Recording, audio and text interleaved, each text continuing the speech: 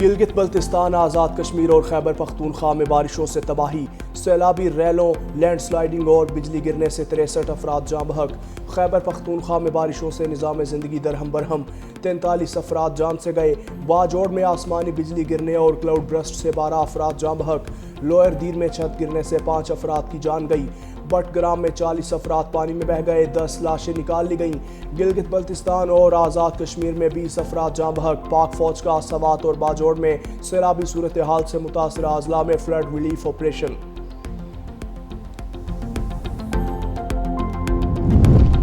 پاکستان پانی کی قلت کی عالمی حد سے بھی نیچے چلا گیا۔ پاکستان کونسل برائے تحقیق آبی وسائل کی دستاویز میں تہلکہ خیز انکشاف۔ ملک میں پانی ذخیرہ کرنے کی صلاحیت سالانہ بہاؤ کے 10% سے کم رہ گئی۔ پانی ذخیرہ کرنے کی صلاحیت کی عالمی شرح سالانہ بہاؤ کا اوسطاً 40% ہے۔ پاکستان کو سال میں صرف 4 ماہ سالانہ پانی 80% دستیاب ہوتا ہے۔ باقی 8 ماہ کے دوران پاکستان کو پانی کی شدید قلت کا سامنا کرنا پڑتا ہے۔ پانی کے موجودہ ذخائر مٹی بھرنے سے اپنی عمر کھو رہے ہیں۔ چین میں پاکستان بزنس کانفرنس جلد منعقد کی جائے گی۔ پاکستان ٹیکسٹائل کے شعبے میں چین کی مہارت سے فائدہ اٹھانا چاہتا ہے۔ وزیر اعظم شہباز شریف سے چینی گارمنٹس گروپ کے وفد کی ملاقات۔ وزیر اعظم نے کہا، دونوں ممالک کے اقتصادی تعلقات میں اضافہ باعث اطمینان ہے۔ ہماری خواہش ہے کہ چینی صنعتیں پاکستان میں اپنے یونٹس لگائیں۔ ملاقات کے بعد وزیر اعظم نے چیلنج گروپ خصوصی اقتصادی زون کا افتتاح کر دیا۔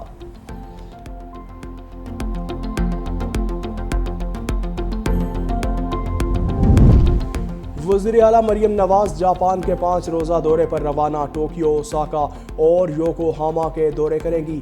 وزیر اعلیٰ مریم نواز اوساکا میں ورلڈ ایکسپو میں شرکت کریں گی۔ روانگی سے قبل وزیر اعلیٰ پنجاب کی زیر صدارت خصوصی اجلاس۔ مریم نواز نے واٹر فلٹریشن پلانٹس کی تکمیل کے لیے 30 جون 2026 کی ڈیڈ لائن دے دی۔ وزیر اعلیٰ مریم نواز کا آباس پروجیکٹس کی تکمیل بروقت نہ ہونے پر اظہار ناپسندیدگی۔ گلیوں کی تعمیر و مرمت جلد مکمل کرنے پر زور۔ بیوٹیفیکیشن کے تمام منصوبوں کی بروقت تکمیل یقینی بنانے کی ہدایت۔ کہا، ترقیاتی منصوبوں کی ٹائم لائن اور تعمیراتی معیار کو مد نظر رکھنا بے حد ضروری ہے۔ یوم آزادی کی مناسبت سے سینٹ میں قرارداد متفقہ طور پر منظور۔ وزیر قانون اعظم نذیر تارڑ نے قرارداد پیش کی۔ قرارداد میں کہا گیا، قیام پاکستان کے لیے قائد اعظم کی قیادت میں قوم نے قربانیاں دیں۔ ملک کو آئین دینے کے لیے جمہوریت کو مستحکم کرنے والی قیادت کو خراج تحسین۔ سینیٹر علی ظفر نے کہا، بہتر ہوتا قرارداد اپوزیشن کے ساتھ بھی شیئر کی جاتی۔ حکومت کو ہمیں ساتھ لے کر چلنا چاہیے تھا۔ ہم اس قرارداد کی حمایت کریں گے۔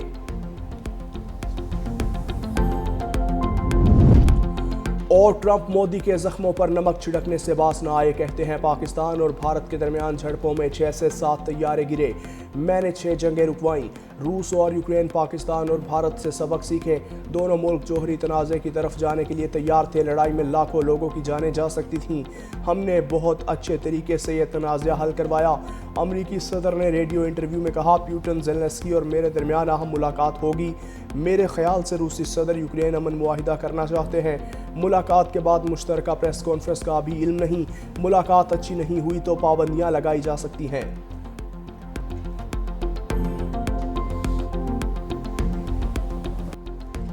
شدید بارشوں کے بعد سیلاب نے گلگت بلتستان اور آزاد کشمیر کا حلیہ بگاڑ دیا۔ مختلف حادثات میں 20 افراد جاں بحق، درجن سے زائد لاپتہ۔ غزر میں 8، دیامر میں 3 اموات ہوئیں۔ آزاد کشمیر کے دارالحکومت مظفر آباد میں کلاؤڈ برسٹ سے ایک ہی خاندان کے 6 افراد جاں بحق۔ موسلادھار بارشوں اور فلیش فلڈ سے ندی نالوں میں طغیانی۔ وادی نیلم میں درجنوں گھر، سرکاری عمارتیں، پل اور شاہراہیں تباہ ہو گئیں۔ ضلع باغ سماہنی کے نالوں میں اونچے درجے کا سیلاب۔ بھمبر نالے میں سیاحوں کی گاڑی بہہ گئی، جس کے بعد تمام افراد کو ریسکیو کر لیا گیا۔ جہلم ویلی، بٹھیاں بالا اور وادی نیلم میں بھی پانی کے بہاؤ میں غیر معمولی اضافہ۔ رتی گلی نالے میں پھنسے 50 سیاحوں کو محفوظ مقام پر منتقل کر دیا گیا۔ کوٹلہ میں مسلسل بارش سے دریائے پونچھ میں طغیانی۔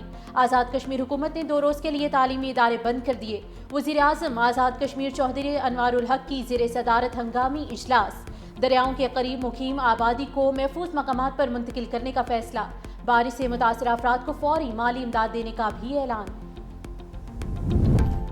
اسلام آباد میں بادل برس پڑے، کہیں بوندا باندی کہیں موسلادھار بارش، پنجاب بھر میں بھی بارشیں متوقع۔ دوسری جانب قصور کے مقام پر دریائے ستلج میں نچلے درجے کا سیلاب، کئی مقامات سے حفاظتی بند ٹوٹ گئے۔ سیلابی پانی دھوپ سڑی گاؤں بستی سندھیاں والی اور چندہ سنگھ کے گھروں میں داخل۔ عارف والا کے مقام پر بھی دریائے ستلج بے قابو، یاسین کے باڑی قصوریا ڈھولا کے علاقے میں فصلیں زیر آب، دریا کے قریب رہنے والوں کو محفوظ مقامات پر منتقل ہونے کی ہدایت۔ مقبوضہ کشمیر کے ضلع کشتواڑ میں کلاؤڈ برسٹ سے تباہی، 56 افراد ہلاک، 200 لاپتہ ہو گئے۔ مرنے والوں میں 30 سے زائد ہندو یاتری بھی شامل۔ بھارتی میڈیا کے مطابق 40 لاشیں نکال لی گئی۔ امدادی سرگرمیاں جاری، زخمیوں میں 30 کی حالت نازک۔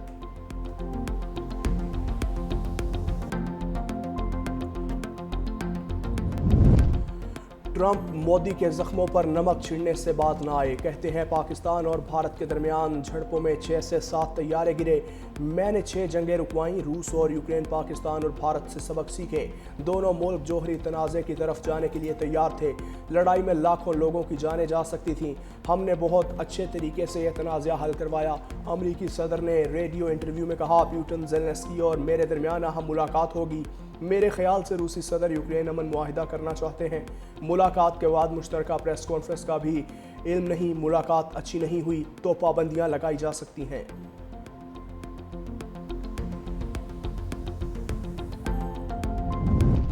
صدر ٹرمپ اور روسی ہم منصب پیوٹن میں اہم ملاقات آج الاسکا میں ہوگی۔ 2021 کے بعد امریکہ اور روس کے صدور میں پہلی براہ راست ملاقات میں یوکرین جنگ سمیت اہم امور پر بات ہوگی۔ امریکی وزیر خزانہ کہتے ہیں کہ اگر ٹرمپ پیوٹن مذاکرات ناکام ہوئے تو بھارت بھی شکنجے میں آئے گا۔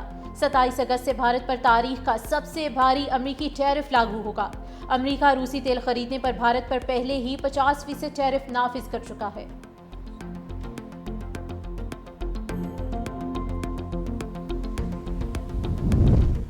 بھارت کے یوم آزادی پر مقبوضہ کشمیر میں یوم سیاہ، کل جماعتی حریت کانفرنس کی کال پر مقبوضہ وادی میں مکمل ہڑتال، کشمیری نوجوانوں نے جگہ جگہ یوم سیاہ کے بینرز، سیاہ جھنڈے اور پاکستانی پرچم آویزاں کر دیے، جگہ جگہ بھارت مخالف نعرے اور آزادی کے حق میں وال چوکنگ۔ بھارتی فورسز کا روایتی جبر جاری، درجنوں نوجوانوں کو گرفتار کیا، انٹرنیٹ سروسز بھی معطل کر دی گئیں۔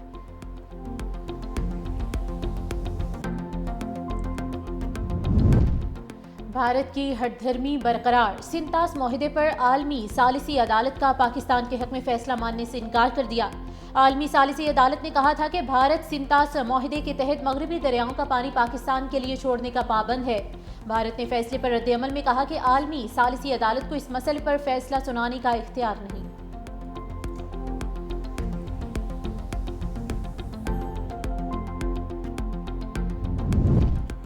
دبئی میں برج الخلیفہ پر سبز رنگ چھا گیا، مختلف ممالک میں پاکستانی سفارت خانوں میں جشن آزادی کی تقریبات، نیو یارک میں پاکستان کے مستقل مشن برائے اقوام متحدہ اور قونصلیٹ جنرل آف پاکستان کے زیر اہتمام تقریب کا انعقاد، پاکستان کے مستقل مندوب برائے اقوام متحدہ عاصم افتخار احمد، قونصل جنرل عامر احمد توزئی، پاکستان کے نائب مستقل مندوب سفیر عثمان جدون اور مشن قونصلیٹ کے افسران اور عملے نے شرکت کی۔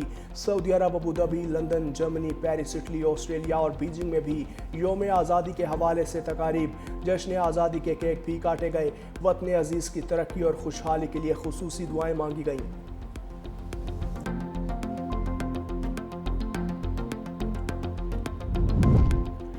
موڈیز کی ریٹنگ اپ گریڈ سے پاکستان کی معیشت پر عالمی اعتماد میں اضافہ، موڈیز کی جانب سے پاکستان کی کریڈٹ آؤٹ لک مثبت سے بڑھ کر مستحکم قرار دے دی گئی، بیرونی ذخائر میں بہتری اور قرض ادائیگی کی صلاحیت پر اعتماد میں اضافہ، IMF پروگرام کے تحت مالیاتی استحکام اور اصلاحاتی اقدامات میں پیش رفت کا اعتراف، SIFC کی پالیسیوں سے پاکستان کی عالمی ساکھ مضبوط، معیشت ترقی کی راہ پر گامزن۔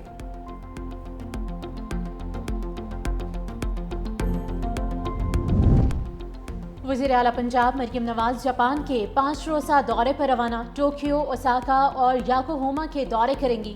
وزیر اعلیٰ مریم نواز اوساکا میں ورلڈ ایکسپو میں شرکت کریں گی۔ روانگی سے پہلے وزیر اعلیٰ پنجاب کی زیر صدارت خصوصی اجلاس، مریم نواز نے واٹر فلٹریشن پلانٹس کی تکمیل کے لیے 30 جون 2026 کی ڈیڈ لائن دے دی۔ وزیر اعلیٰ مریم نواز کا بعض پروجیکٹس کی تکمیل بروقت نہ ہونے پر اظہار ناپسندیدگی، گلیوں کی تعمیر و مرمت جلد مکمل کرنے پر زور دیا۔ بیوٹیفیکیشن کے تمام منصوبوں کی بروقت تکمیل یقینی بنانے کی ہدایت کی۔ کہا ترقیاتی منصوبوں کی ٹائم لائن اور تعمیراتی معیار کو مد نظر رکھنا بے حد ضروری ہے۔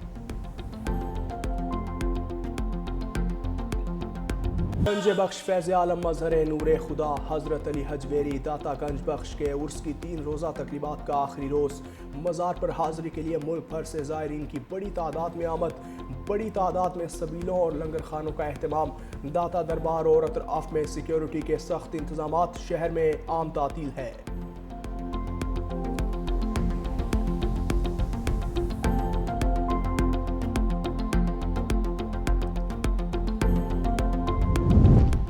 حضرت امام حسین اور جانثاروں کے چہلم کے موقع پر ملک بھر میں ماتمی فضا۔ شہدائے کربلا کے چہلم کی مناسبت سے لاہور، کراچی، پشاور سمیت شہر شہر ماتمی جلوسوں کا اہتمام۔ کراچی میں ماتمی جلوس مقررہ راستوں سے ہوتا ہوا نشتر پارک پہنچے گا، جہاں مجلس بھی برپا ہوگی۔ لاہور کی حویلی الف شاہ سے برآمد ہونے والا جلوس کربلا گام شاہ پہنچ کر اختتام پذیر ہوگا۔ تمام چھوٹے بڑے شہروں میں بھی ماتمی جلوس مقررہ راستوں پر رواں دواں۔ سیکیورٹی کے سخت انتظامات، عزاداروں کے لیے سبیلوں کا بھی انتظام۔ دوسری جانب ٹریفک پولیس کے ناقص انتظامات اور راستوں کی بندش سے شہری پریشان۔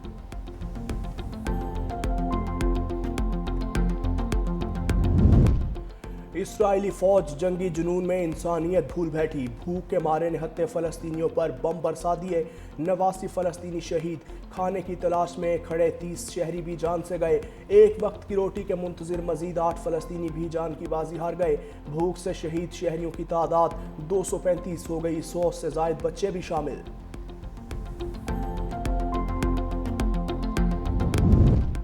یورپی یونین کا اسرائیل سے نئی بستیوں کی تعمیر روکنے کا مطالبہ۔ یورپی یونین کی خارجہ پالیسیز کی سربراہ کاجا کیلس نے کہا کہ نئی بستیوں کا منصوبہ 2 ریاستی حل کو مزید کمزور کرتا ہے۔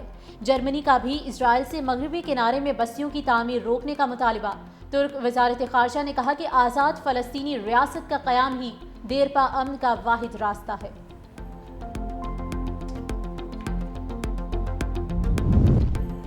پاکستانی شاہینز کا T20 سیریز میں فاتحانہ آغاز، بنگلہ دیش 179 رن سے شکست دے دی۔ شاہینز نے پہلے بیٹنگ کرتے ہوئے مقررہ اوورز میں 227 رنز بنائے۔ یاسر خان 62، خواجہ نافع 61 رنز بنا کر نمایاں رہے۔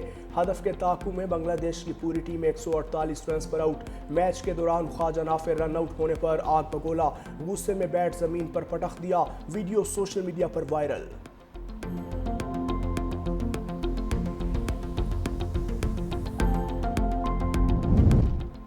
اور سابق امریکی ٹینس چیمپئن وینس ولیمز منفرد اعزاز پانے کے قریب ایک بار پھر یو ایس اوپن ٹورنامنٹ کھیلیں گی۔ 45 سالہ سابقہ چیمپئن کو وائلڈ کارڈ انٹری مل گئی۔ وینس ولیمز 44 برسوں میں یو ایس اوپن کھیلنے والی عمر رسیدہ کھلاڑی بن جائیں گی۔